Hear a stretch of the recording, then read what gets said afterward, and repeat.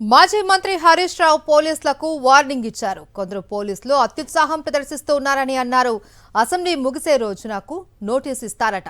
ఎన్ని కేసులు పెట్టినా రేవంత్ను వదిలిపెట్టము అని హరీష్ రావు చిట్చాట్లో అన్నారు. సంగారెడ్డిలో దళితుల్ని ఇల్లు కూల్చేసే పోలీసులు ఏం చేశారని అన్నారు. డీజీపీ ఖాకీ బుక్లో నిజాయితీ లేదు అని, డీజీపీపై కానిస్టేబుల్లు కూడా తిరగబడే రోజు వస్తుంది అన్నారు. కేసీఆర్ ప్రెస్ మీట్ తర్వాత రేవంత్ సర్కార్ డిఫెన్స్లో పడింది అన్న హరీష్ రావు ఫుట్బాల్ షోలు జరిగిన స్కూల్ పిల్లలకు అన్నం పెడతాయా అని ఆగ్రహం వ్యక్తం చేశారు.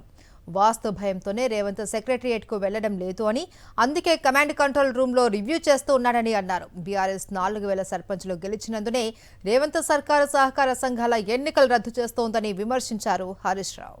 మాజీ మంత్రి హరీష్ రావు పోలీసులకు వార్నింగ్ ఇచ్చారు. కొందరు పోలీసులు అత్యుత్సాహం ప్రదర్శిస్తూ ఉన్నారని అన్నారు. అసెంబ్లీ ముగిసే రోజునకు నోటీసు ఇస్తారట.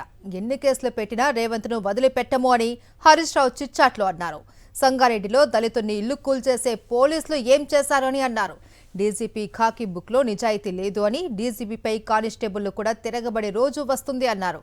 కేసీఆర్ ప్రెస్ మీట్ తర్వాత రేవంత్ సర్కార్ డిఫెన్స్లో పడింది అన్న హరీష్ రావు ఫుట్బాల్ షోలు జరిగిన స్కూల్ పిల్లలకు అన్నం పెడతాయా అని ఆగ్రహం వ్యక్తం చేశారు. వాస్తు భయంతోనే రేవంత్ సెక్రటరియేట్కు వెళ్లడం లేదు అని, అందుకే కమాండ్ కంట్రోల్ రూమ్లో రివ్యూ చేస్తూ ఉన్నాడని అన్నారు. బీఆర్ఎస్ 4000 సర్పంచులు గెలిచినందునే రేవంత్ సర్కారు సహకార సంఘాల ఎన్నికలు రద్దు చేస్తోందని విమర్శించారు హరీష్ రావు.